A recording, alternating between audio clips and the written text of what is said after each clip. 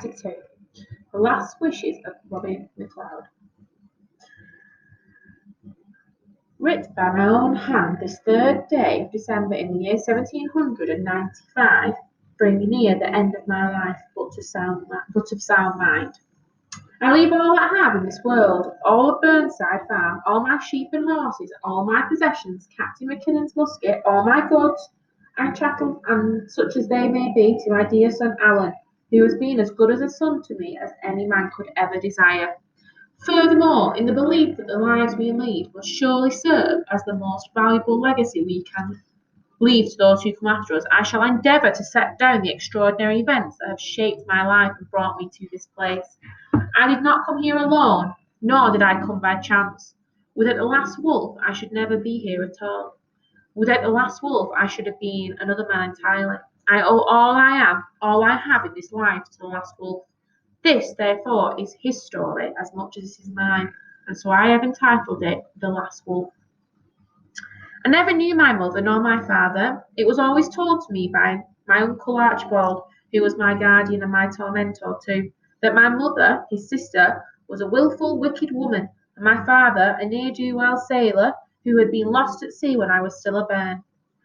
Within a year of his death, my poor mother had died, also leaving me an orphan. Thus I came to pass my wretched childhood at my uncle Archibald's house in Inverness, far from all the other human habitation, a forbidding grey fortress of a place that never saw sunlight, nor ever heard the sound of laughter. Try as I did to please him, scarce a day passed when he did not reproach me. Out of the kindness of my heart, and because I am a good and Christian soul, I took pity on you, and thus you repay me. This was ever his constant refrain as he beat me for my dire sins and dreadful misdemeanours. Indeed, he used me more as a slave than a nephew, compelling me to wait on him in the house, to work for him on the farm, keeping me in such a state of abject misery and hunger and terror that at last I could endure it no longer and ran away. So it was that I found myself, at scarcely 12 years of age, wandering the world alone and quite destitute. For many months, close to starvation, I roamed the hills and glens of the Highlands, hunting and scavenging for my food like some wild beast. Finding no other means to sustain myself, I was obliged to steal whatever I could find to keep body and soul together. I fared little better when I left the countryside and ventured into the dark and crowded streets of Edinburgh. Here, too, I was reduced to thieving and beggary, and several times barely avoided capture. Cold and hunger drove me to ever more desperate and hazardous escapades.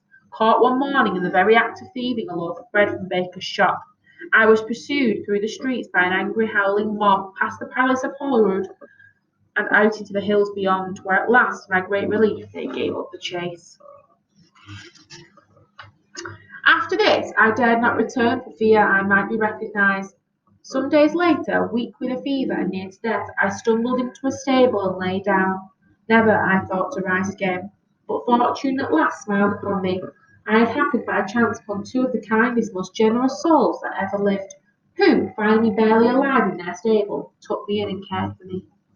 Sean Dunbar and his good wife Mary had no child of their own, and from the beginning thought of me as their true son. Being devout believers, they could not doubt but that I had been sent to them as a gift from God. Did we not pray for such a miracle? Did we not find you in a stable, Robbie? Mary said, and indeed repeated it often, marvelling at it each time. And were you not curled up in the straw like Jesus himself in Bethlehem? They set good food before me and put warm clothes on my back, and so restored me in time to strength and health. They breathed happiness into me, such happiness as I had never known existed. The greatest happiness there can be on this earth, that is, to be loved and cherished. I worked alongside Sean in his smithy, holding the horses for him, stoking the fire, and soon a skilled apprentice. I can mind he always sung as he worked in time with the strike of the hammer. Thus it was that I learned all manner of songs I had never heard before, stirring songs of rebellion, songs I have never forgotten since, even to this day. And Mary, poor dear Mary, whom I came to love like a mother, taught me to read and write, and to say my prayer at night time. Speak always to the Lord, Robbie, and softly before you close your eyes and sleep.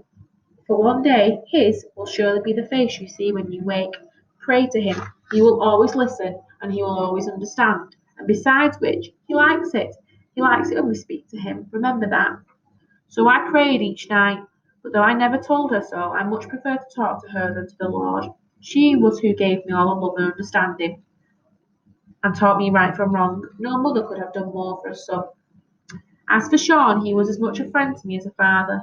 The first true friend I ever had. I saw in my two beloved benefactors all that is good and fine in human nature.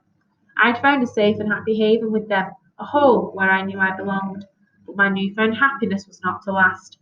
Cruel circumstances snatched it from me and set me on a course towards new and ever more terrible dangers.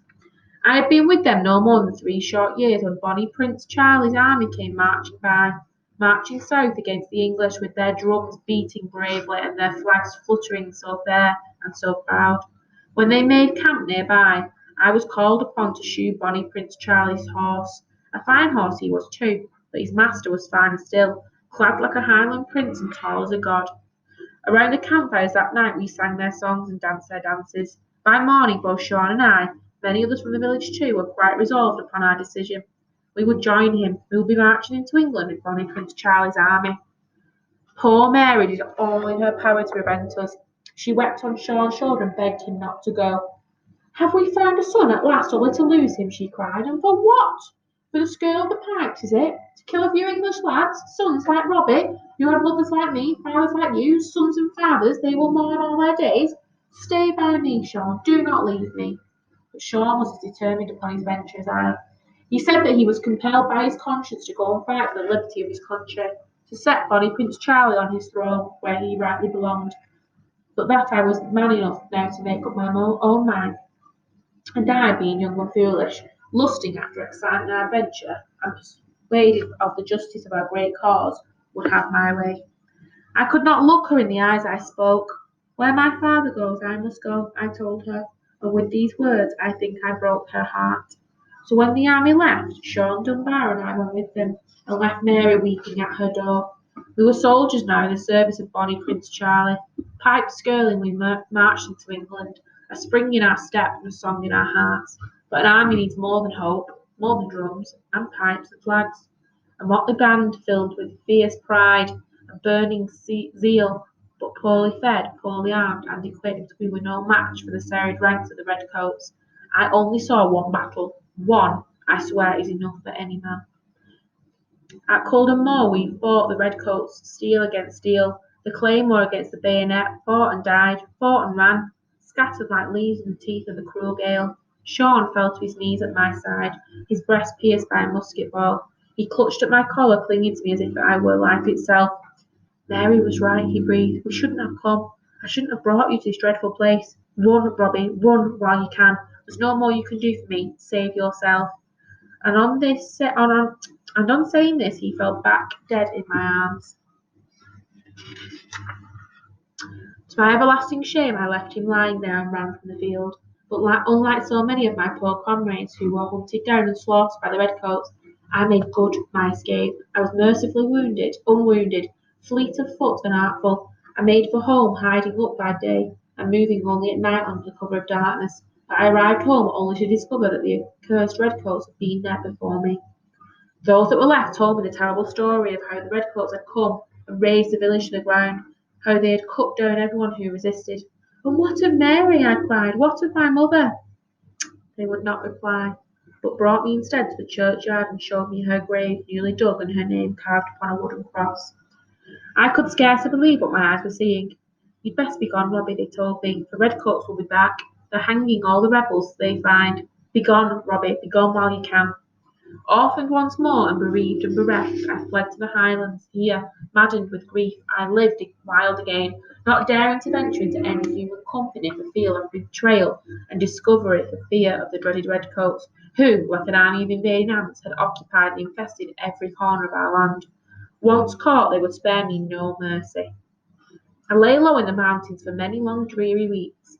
I would have stayed there longer, for I knew the danger had not yet passed. But there, in those bare and inhospitable mountains, I could find little to eat but berries and roots, scarce enough to keep body and soul alive. Hunger it was that drove me at last down into the glens. At night I went from farm to farm, from village to village, stealing what little food I could find. By the coming of every dawn I would find some barn where I thought I might safely sleep away the daylight hours. but it was in such a barn that I was at last discovered. The farm dog must have found me out, for he set up such a hullabaloo of howling and barking that the farmer came running from the house. Again I ran for the hills, and thought at first I had escaped clean away. But looking back over my shoulder, I saw to my horror a troop of redcoats riding out after me in hot pursuit. I knew now that I must surely be caught and killed, for the open hillside afforded me little place. I found strength where there had been none, and ran on and on until last my legs would carry me no further, and I fell on my knees in the heather. The first sound of shots echoed through the glen. I closed my eyes and waited for death, praying only that it would be quick. But when at last the echoes died away, I found myself still alive. I opened my eyes and looked back. The troops of redcoats were galloping along the ridge of the hill on the far side of the glen, and following them, any number of villagers on horse and foot, all whooping with excitement of the hunt. To my utter joy and amazement, I could see now they had not been hunting me at all, but they were after quite another quarry. One I could not rightly discern, for it was far away and sprang so swiftly through the heather. At once, too, at once too big for a fox and too small for a deer. Both quarry and hunters were soon gone away over the crest of the hill, leaving me on my knees, and thanking God in his mercy for my lucky escape. But my prayers of thanksgiving were interrupted by the sound of more shooting, a thunderous volley that clattered about the glen, and was followed by the emptiness of a terrible, ominous silence. I heard then, resounding through the hills, the same triumphant, blood-curdling yell I had heard on the battlefield. I knew that the hunt had made its kill, and I pitied the unfortunate beast, whatever it was, and thanked God most fervently that it was not me. I lay still on the heather for some time, and watched the redcoats and the hunters returning to the village, the poor creature swinging from a pole.